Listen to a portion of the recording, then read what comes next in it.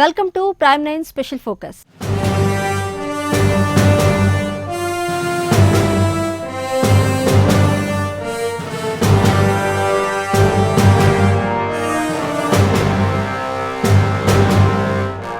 విదేశీ వస్తు బహిష్కరణకు పిలుపునిస్తున్నాం. సామాన్యుడికి కూడా ఉపయోగపడేది ఏదైనా తయారు చేయండి అన్న మహాత్మా గాంధీ సూచనతో పుట్టింది తొలి స్వదేశీ పెన్ను రత్నం. రాజమహేంద్రవరానికి చెందిన కోసూరి వెంకటరత్నం దీనికి రూపకర్త. అది మొదలు రత్నం పెన్ను దేశంలో ఒక బ్రాండ్గా మారిపోయింది. గాంధీనే కాదు, భారత మొదటి ప్రధాని నెహ్రూ నుంచి నేటి మోడీ వరకు తొలి సంతకం పెట్టింది ఆ పెన్నుతోనే. అయితే ప్రధానిచే తొలి సంతకం పెట్టించిన పాళీ ప్రస్తుతం ఖాళీగా ఉంది. ఖాళీ పాళీపై ప్రైమ్ 9 న్యూస్ స్పెషల్ ఫోకస్.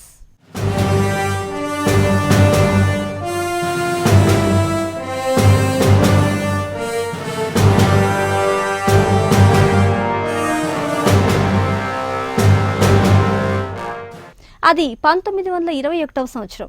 స్వాతంత్ర ఉద్యమం ఊపందుకుంటున్న రోజులు. ప్రముఖ గాంధేయవాది కళా వెంకట్రావుతో కలిసి కోసూరి వెంకటరత్నం బాపును చూడటానికి వార్ధా వెళ్లారు. స్వర్ణకారుడైన రత్నం గాంధీ బొమ్మతో రూపొందించిన డైని ఆయనకు బహుకరించారు. అది తీసుకున్న గాంధీజీ, త్వరలో విదేశీ వస్తు బహిష్కరణ చేయబోతున్నాం, ప్రతిదీ విదేశాల నుంచి తెచ్చి వాడుతున్నాం మనం, కానీ ఏమీ చేయలేకపోతున్నాం, సామాన్య మానవుడికి కూడా ఉపయోగపడేలా ఏదైనా వస్తువు తయారు చేయండి అంటూ రత్నానికి సూచించారు. ఏం చేస్తే బాగుంటుందో మీరే చెప్పండి అని రత్నం అడగ్గా, పిన్ను నుంచి పెన్ను వరకు ఏదైనా మంచిదే అని గాంధీ బదులిచ్చారు. అలా రత్నం పెన్ను తయారీ యత్నం మొదలుపెట్టారు.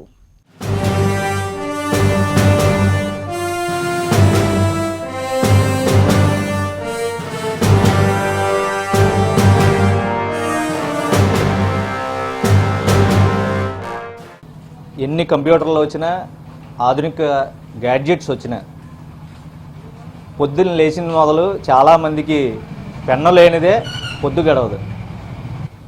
మనిషి జీవితంతో పెన్ను అంత ఇమిడిపోయిన పరిస్థితి. ఇప్పుడంటే చాలామంది బాల్ పెన్నులు వాడుతున్నారు, కానీ ఒకప్పుడు ఎవరి చేతిలో చూసినా సరే ఇంకు పెన్ను అయితే కనిపించేది. కాగితంపై మెత్తగా సాగిపోయే రాతకి ఇంకు పెన్ను అంత దోహదపడేది. అక్షరానికి రూపం ఇచ్చి అంత చరిత్ర కలిగినటువంటి పెన్నుల తయారీకి పెట్టింది పేరు రాజమహేంద్రవరంలోని రత్నం పెన్స్. అయితే ఆ రత్నం పెన్స్ జాతిపిత మహాత్మా గాంధీని కూడా మెప్పించినటువంటి ఈ రత్నం పెన్స్ ప్రస్థానం ఏంటో ఒకసారి చూద్దాం. అవి స్వదేశీ ఉద్యమం జరుగుతున్న రోజులు. దేశమంతా ఆంగ్లేయులకు వ్యతిరేకంగా విదేశీ వస్తువులను బహిష్కరిస్తున్న సమయం.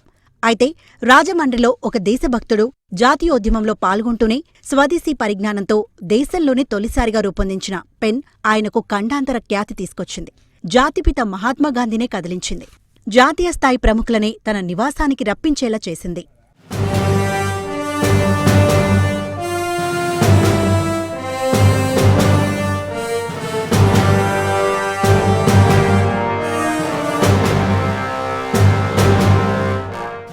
జాతీయోద్యమానికి, చారిత్రక రాజమండ్రి నగరానికి విడదీయరాని అనుబంధం ఉంది. ఆనాడు ఆంగ్లేయులకు వ్యతిరేకంగా గళం విప్పినవారు ఎందరో ఉన్నారు. కాని కలంతో స్వదేశీ ఉద్యమానికి రాజమండ్రికి చెందిన కెవి రత్నం ఊపిరిపోశారు. 1932వ దశకంలో బ్రిటిష్ వారికి వ్యతిరేకంగా మహాత్మాగాంధీ పిలుపు మేరకు విదేశీ వస్తు బహిష్కరణ జరుగుతున్నప్పుడు కెవి రత్నంకు మెరుపులాంటి ఆలోచన తట్టింది.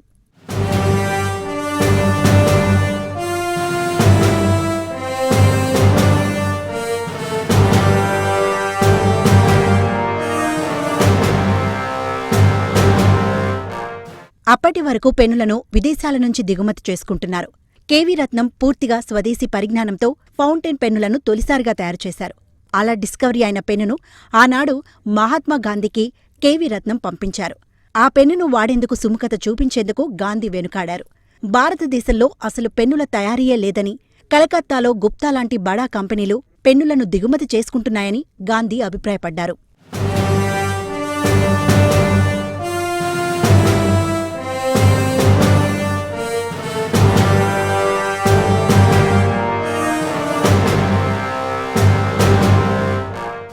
కెవి రత్నం స్వయంగా పెన్నును తయారుచేసి స్వదేశీ ఉద్యమానికి ఊపిరి పోసుకుందన్న విషయాన్ని గాంధీజీ గ్రహించారు. మార్కెట్లో లభించే విదేశీ కళాలకు మీ పెన్ను ప్రత్యామ్నాయంగా ఉంది. పెన్ను పంపినందుకు ధన్యవాదాలు అంటూ 1935 జూలై 16న గాంధీ రాసిన లేఖ కెవి రత్నంకు అందింది. రాజమండ్రిలో జాతీయోద్యమానికి కొత్త బలాన్ని ఆనాడు చేకూర్చింది. ఆ తర్వాత దేశంలోని దార్కట, రేవా, మైసూర్, త్రివేంద్రం, జైపూర్, విజయనగరం, బొబ్బిలి సంస్థానాధీశులు రత్నం పెన్నులను వినియోగించడంతో దేశమంతటా రత్నం పెన్ను ఒక ఉద్యమంలా వచ్చి చేరింది.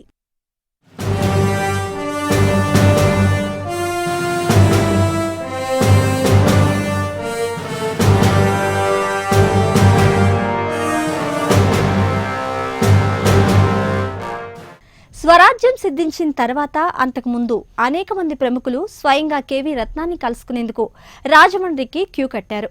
1937లో తూర్పుగోదావరి జిల్లా పర్యటనలో ఉన్న పండిట్ జవహర్లాల్ నెహ్రూతో పాటు అదే సంవత్సరం వివి గిరి, 1948 మార్చి 11న ఆనాటి మద్రాసు ఉమ్మడి గవర్నర్ ఆర్చిబాల్డ్ నాయ్తో పాటు 1958లో అప్పటి ముఖ్యమంత్రి నీలం సంజీవరెడ్డి ప్రముఖులతో పాటు ఎందరో కెవి రత్నం ఇంటిని సందర్శించారు.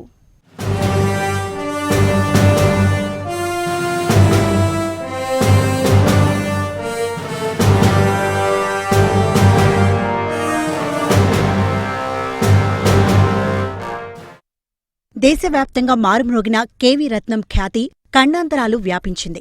రష్యా దేశాధినేతలుగా సేవలందించిన బులానియన్, క్రిస్చేవ్, అమెరికా అధ్యక్షులు ఐసన్ హావర్, జర్మనీ ఛాన్సలర్ ఆర్ట్స్ బాల్నైతో పాటు ఎందరో విదేశీ ప్రముఖులు రత్నం పెన్నులను వినియోగించారు. 1981లో కెవి రత్నం మృతి చెందడంతో కెవి రత్నం అండ్ సన్స్ పెన్నుల కంపెనీ నిర్వహణను కెవి రమణమూర్తి తనయుడిగా స్వీకరించారు. ఆయన హయాంలోనూ అనేక సూక్ష్మ కళాఖండాలను పెన్నులుగా రూపొందించి ఖ్యాతిని ఆర్జించారు. అయితే ఇప్పుడు కరోనాతో అనేక ఇబ్బందులు పడుతున్నామని కెవి రమణమూర్తి ఆవేదన వ్యక్తం చేశారు. గాంధీ గారి ఆశీస్సులతో ఈ పరిశ్రమను మా నాన్నగారు స్థాపించారు 1932 సంవత్సరంలో. ఇప్పటికి 90 సంవత్సరాలు అవిచ్ఛిన్నంగా సాగుతున్న ఈ పరిశ్రమకి అందరికీ వచ్చినట్టుగానే మాకు కూడా ఈ కరోనా కష్టం, మా పనికి కూడా ఈ కరోనా కష్టం వచ్చింది.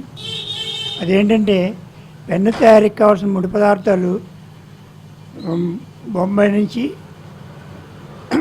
అహ్మదాబాద్ నుంచి, వగైరా ప్రాంతాల నుంచి కొన్ని తెప్పించుకోవాల్సిన ముడి పదార్థాలు ఉన్నవి. అవి రావడానికి మేము చాలా ఇబ్బంది పడుతున్నాము. ట్రాన్స్పోర్టేషన్ లేకపోవడం, ఆర్డర్లు తీసుకోలేకపోవడం, అది వాళ్ళు పంపించడానికి వాళ్ళు లాక్డౌన్లో ఉండడం, ఇటువంటి ఇబ్బందులతో మా పెన్నుకు కూడా కరోనా కష్టం వచ్చిందని చెప్పక తప్పడం లేదు. అలాగే అమ్మకాల్లో కూడా బాగా దిగజారిపోయాము. ఎవరో ఒకలా అడప వస్తుంటే ఒక పెన్ను 2 పెన్నులు అమ్మకం తప్ప పూర్వంలాగా ఆర్డర్లు ఏమీ అందుకోలేకపోతున్నాము. తొందరలోనే ఈ కరోనా వ్యాప్తి పూర్తిగా నిరోధించి మా వ్యాపారానికి, అందరి అభివృద్ధికి, ప్రపంచ జనాభా అభివృద్ధికి తోడ్పడుతుందని, అలా తోడ్పడాలని ఆ దేవదేవుణ్ణి ప్రార్థిస్తున్నాను.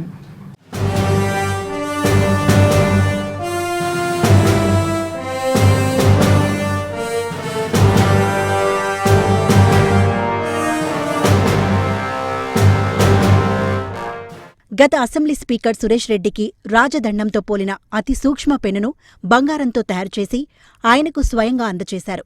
314 సైజులో బంగారు పెన్నును రూపొందించి ఆ పెన్నుపై మహాత్మాగాంధీ రూపంతో పాటు భరతమాత చిహ్నాన్ని అత్యంత నైపుణ్యంతో రూపొందించి ఔరా అనిపించారు కెవి రత్నం అండ్ సన్స్ సంస్థ. 75 వసంతాలు పూర్తి చేసుకున్న సందర్భంగా ఈ పెన్నును బంగారంతో రూపొందించారు. గత ఏడాది డిసెంబర్ 12న ఈ సూక్ష్మ కళాఖండాన్ని ఇండియన్ బుక్ ఆఫ్ రికార్డ్స్ గుర్తించి కెవి రమణమూర్తికి ప్రశంస అవార్డును అందజేసింది.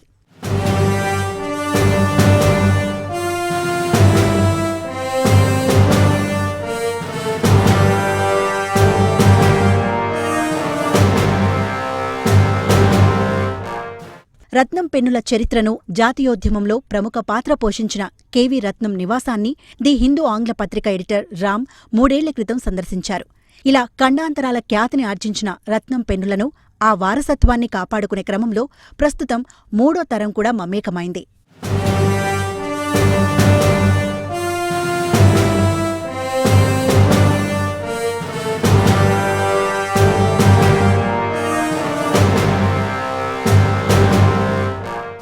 గత 20 ఏళ్ల క్రితం అసలు ఉనికి కోల్పోయిన రత్నం పెన్నుల కంపెనీకి గత 10 ఏళ్ల నుంచి మళ్లీ ఆదరణ పెరిగింది. ప్రసార మాధ్యమాల పరిధి పెరగడంతో రత్నం పెన్నుకు విస్తృత ప్రచారం రావడంతో దేశం నలుమూలల నుంచే కాక విదేశాల నుంచి ఆర్డర్లు వచ్చి పడేవి.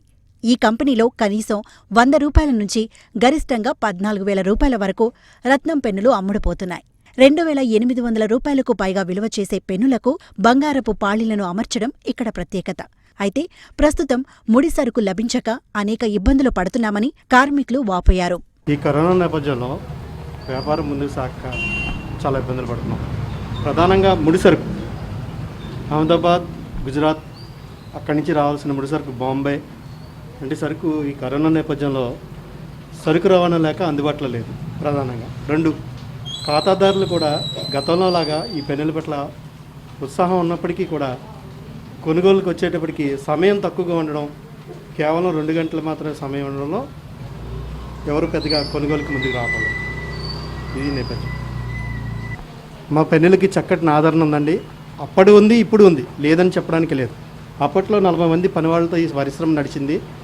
నేడు నేను నాన్నగారు, తమ్ముడు ముగ్గురు కలిసి ఈ పెన్నుల పరిశ్రమ నడిపిస్తున్నాం. కేవీ రత్నం అండ్ సన్స్ రాజమండ్రిలో.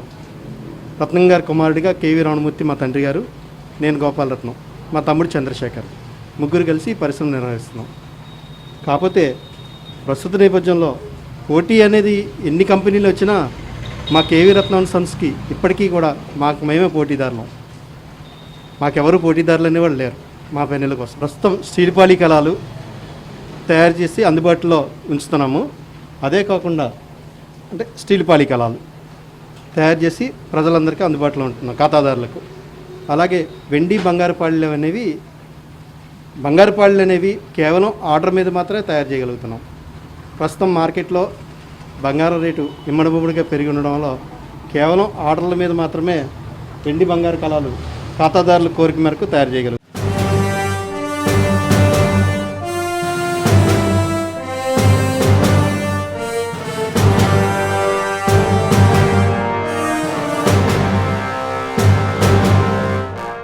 ప్రస్తుతం జర్మనీ నుంచి, సింగపూర్, థాయిలాండ్ నుంచి కేవీ రమణమూర్తికి ఆర్డర్లు రావడంతో ఆయన ఆనందానికి అవధులు లేకుండా పోయేది. ఇంత ఆదరణ ఉన్న రత్నం పెన్స్కి ప్రస్తుతం కరోనా కష్టాలు వచ్చాయి. లాక్డౌన్ 3 నెలలు చాలా కష్టాలు చవిచూసిన రత్నం పెన్స్ సంస్థ ఆంక్షలు సడలింపులు ఇచ్చినా ముడిసరుకు కొనుగోలు, రవాణా, అమ్మకాల విషయంలో పూర్తిగా నష్టాల పాలైంది. అరకొర ఆర్డర్లతో ప్రస్తుతం వ్యాపారం సాగుతుంది. 90 సంవత్సరాల సుదీర్ఘ చరిత్ర కలిగిన ఈ పెన్నుల తయారీదారులు మాత్రం పనిచేయడానికి పనివారు లేకున్నా మొక్కబోని దీక్షతో కరోనాని జయిస్తూనే ప్రపంచంలో పలు రకాల పెన్నులతో పోటీపడుతూ నేటి తరానికి స్వదేశీ పెన్నులు అందివ్వాలన్న లక్ష్యంతో ముందుకు సాగుతుంది.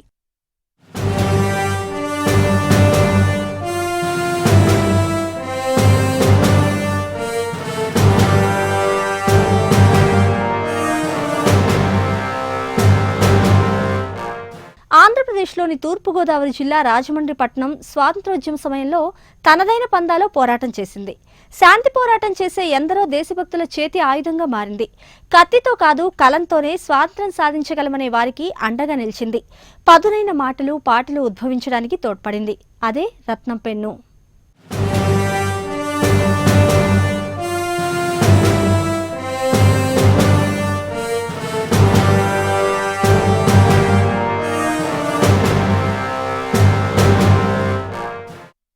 రాజరాజ నరేంద్రుడు పరిపాలించిన రాజమహేంద్రవరం, రాజమండ్రి కోటగుమ్మం సెంటర్ దగ్గరకు అడుగు పెడుతుండగా ఏదో తెలియని అనుభూతి కలుగుతుంది.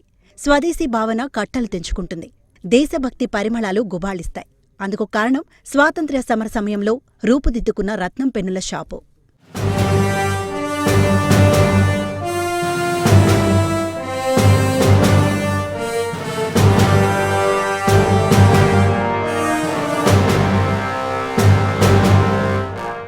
స్వాతంత్రోద్యమం కదం తొక్కుతున్న సమయంలో 1921లో గాంధీజీ విదేశీ వస్తువులను నిషేధించి స్వదేశీ వస్తువుల తయారీపై దృష్టి పెట్టండి అని ఇచ్చిన పిలుపును అందుకొని కోసూరి రత్నమనే స్వర్ణకారుడు ఏదో ఒక స్వదేశీ వస్తువు తయారు చేయాలని భావించారు.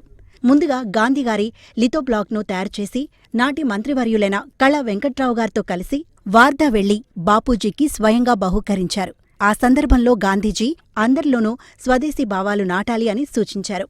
గాంధీజీ ఉపదేశం తొలి స్వదేశీ కలం ఆవిర్భావానికి కారణమైంది.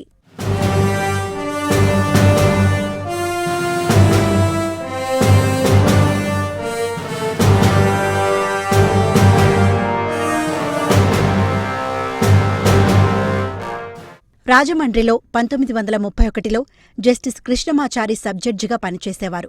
ఒకసారి ఆయన వాడే జర్మనీ పెన్ను పాళి విరిగిపోయింది. ఆయన సన్నిహితులు పెన్నుల తయారీకి రత్నం చేస్తున్న కృషి వివరించి అక్కడికి వెళ్లమని సూచించారు. రత్నం నివాసానికి కృష్ణమాచారి వెళ్లి పాళి చూపించారు. మరుసటి రోజు రమ్మని చెప్పి పంపారు రత్నం.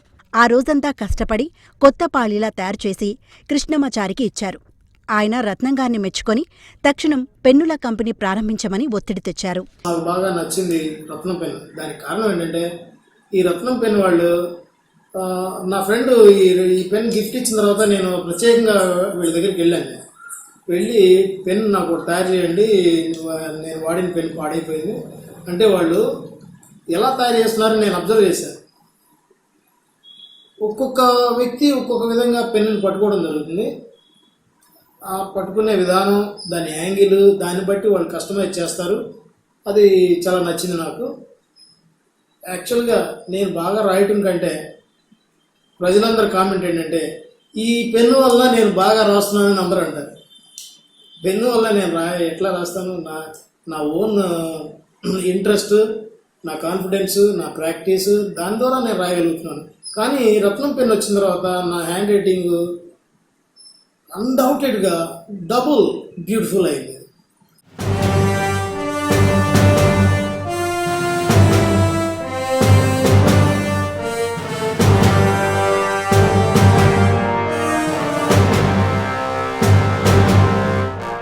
ది హిందూ పత్రిక వ్యవస్థాపకులు సుబ్బారావు పంతులు షష్ఠిపూర్తికి పలువురు పెద్దలు హాజరవుతున్న విషయం చెప్పి ముఖ్యులకు బహుమతి ఇచ్చేందుకు 2 పెన్నులు తయారు చేయమని కోరారు. దీంతో వెండి గొట్టాలతో బంగారు పాళీలతో పెన్ను తయారుచేసి వారికి అందించారు రత్నం సోదరులు. వీటిని చూసిన అక్కడి పెద్దలు తమకు పెన్నులు కావాలని ఒత్తిడి చేయడంతో 1932లో రత్నం పెన్నుల కంపెనీ వ్యవస్థాపనకు తొలి అడుగు పడింది.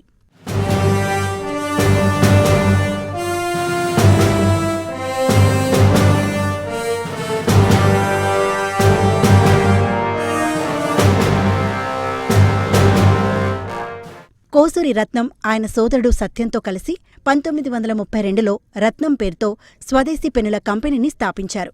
ఈ కంపెనీ నుంచి వెలువడిన పెన్నుతో బ్రిటిష్ వారిని ఎదిరిస్తూ ఎందరో దేశ నాయకులు లేఖాస్త్రాలు సంధించారు. ప్రజలను చైతన్యం చేస్తూ స్వాతంత్ర్యోద్యమానికి పురికొల్పిన వేలాది వ్యాసాల రచనకు మాస్టర్ కాపీలను ఈ పెన్నులే అందించాయి. భారత స్వాతంత్ర ఉద్యమంలో అక్షరసేవ చేసింది రత్నం సంస్థ. నాటి ప్రస్థానం నేటి వరకు కొనసాగుతూనే ఉంది.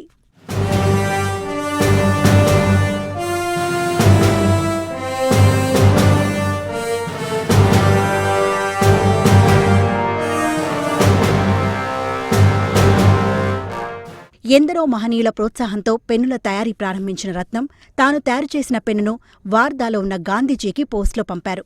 ఆ పెన్నును తిప్పి పంపుతూ బెంగుళూరు, కలకత్తాలో ఇలాగే విదేశీ పెన్నుల విడిభాగాలను అమర్చి విక్రయిస్తున్నారు. ఇది కూడా అలాంటిదేనని భావిస్తున్నాను అని లేఖ రాశారు. తమ పెన్నులను స్వదేశీ పెన్నుగా బాపూజీ గుర్తించలేదని రత్నం నిరాశ చెందారు. ఈ నేపథ్యంలో 1935లో అఖిల భారత గ్రామీణ పరిశ్రమల సమాఖ్య అధ్యక్షులు జేసీ కుమారప్ప రాజమండ్రి వచ్చి పెన్నుల తయారీకి ప్రభుత్వ సహకారం కావాలంటే తమ ద్వారా దరఖాస్తు చేసుకోవాలని, అంతకంటే ముందుగా తనకు ఆ పెన్నులు తయారుచేసి చూపాలని కోరారు.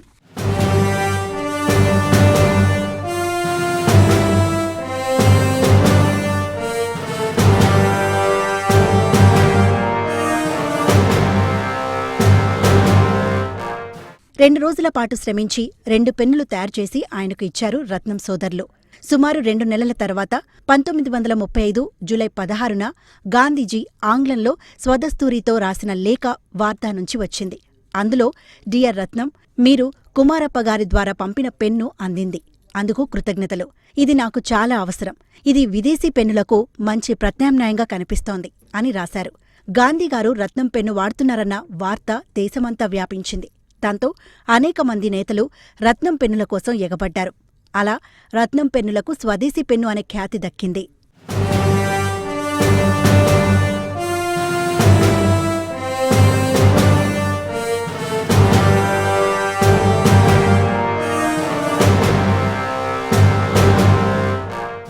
యూజ్ అండ్ త్రో పెన్నుల ధాటికి తట్టుకోలేక ఈ కంపెనీ మూతపడే స్థితికి చేరినా స్వాతంత్ర్య స్ఫూర్తిని పెట్టుబడిగా మలుచుకొని నేటికి పెన్నుల తయారీని కొనసాగిస్తున్నారు రత్నం కుమారుడు కెవి రమణమూర్తి. 10 ఏళ్ల పాటు వ్యాపారం ఒడిదుడుకుల పాలైనప్పటికీ రత్నం బ్రాండ్ను కొనసాగించాలనే నిర్ణయంతో పాతకాలం మిషనరీకి పదును పెడుతూ ఇప్పటికీ పెన్నులు తయారు చేస్తున్నారు. ప్రపంచంలో అతి చిన్న పెన్ను తయారు చేసినందుకు గాను రికార్డులకెక్కారు. బంగారం పెన్నుపై గాంధీగారు భరతమాత చిత్రాలను గీసిన ఖ్యాతి దక్కింది. స్వాతంత్ర్య ఉద్యమానికి అక్షరరూపం ఇచ్చిన రత్నంగారి కృషికి నేటికి ప్రభుత్వ గుర్తింపు లభించకపోవడం కాస్త బాధ కలిగించే విషయమే. రత్నం పెన్ వర్క్స్కి కూడా 90 సంవత్సరాల చరిత్ర కలిగిన రత్నం పెన్స్ కూడా కరోనా కష్టాలు తప్పలేదనే పూర్తిగా తెలుస్తున్న పరిస్థితి. ఏదైతే 40 మంది వర్కర్లతో 90 సంవత్సరాలుగా నడుస్తున్నటువంటి పరిశ్రమ ప్రస్తుతం 3 నెలల పాటు లాక్డౌన్తో పూర్తిగా మూతపడి అటు తర్వాత ఆంక్షలు సడలించిన నేపథ్యంలో ప్రస్తుతం తండ్రి ఆయన 2 కుమారులతో ప్రస్తుతం ఈ పెన్నుల తయారీ అన్నది ప్రస్తుతం కొనసాగుతుంది. ఏదైతే ఉదయం 6 గంటల నుంచి 11 గంటల వరకు మాత్రమే అనుమతి ఇచ్చి ఆ సమయాల్లోనే మాత్రమే తెరిచి ఉంచుకునేందుకు ఏదైతే పెన్నుల తయారీ సంస్థ కూడా పూర్తిగా రాజమహేంద్రవరం నడిబొడ్డిన రోడ్డు మీద కూడా ఉండడంతో పూర్తిగా మూసివేసిన పరిస్థితి. కాబట్టి ఎంత పోటీ ప్రపంచంలో వివిధ రకాల పెన్నులు వచ్చినా సరే పూర్తిగా కూడా రత్నం పెన్స్కి మాత్రం ప్రత్యేకించి ఒక ఆదరణ, ఆ బ్రాండ్ మాత్రం ఖచ్చితంగా ఉంది. పెన్నులంటే మక్కువగా ఉన్న వాళ్ళు, అందున పేపర్పై ముఖ్యంగా మెత్తగా నీ రాత సాగాలి అంటే, నువ్వు రాసే రాత అందంగా ఉండాలి అంటే మాత్రం ఖచ్చితంగా రత్నం పెన్స్ వాడిన వాళ్ళకి దాని గురించి బాగా తెలుసు. అయితే బాల్ పెన్ను వాడినంత ఇదిగా ఇంకు పెన్నులు అయితే పూర్తిగా కూడా ఇప్పటి రోజుల్లో పూర్తిగా ఇంకు పోసుకోవడం కానీ దాన్ని మెయింటైన్ చేయడం కానీ ఇంకు పెన్నులు వాడకపోయి పూర్తిగా మక్కువ తగ్గించేసిన వ్యక్తులందరూ కూడా ఒక్కసారి అలవాటు పడితే కాగితంపై మెత్తగా సాగే రాతకి ఇంకు పెన్నే సౌలభ్యంగా ఉంటుందన్నది ఖచ్చితంగా తెలుసుకుంటారు. ఏదేమైనా కరోనా కష్టాలు రత్నం పెన్స్ కూడా తప్పలేదన్నది వాస్తవం. రాబోయే రోజుల్లో ఈ కష్టాలు తొలగి రత్నం పెన్స్ మరింత ఆదరణ పొంది యావత్ దేశాన్ని అలాగే ప్రపంచ దేశాలకి పేరెన్నికన్నటువంటి రత్నం పెన్స్ అభివృద్ధి చెందాలని కోరుకుంటున్నాను.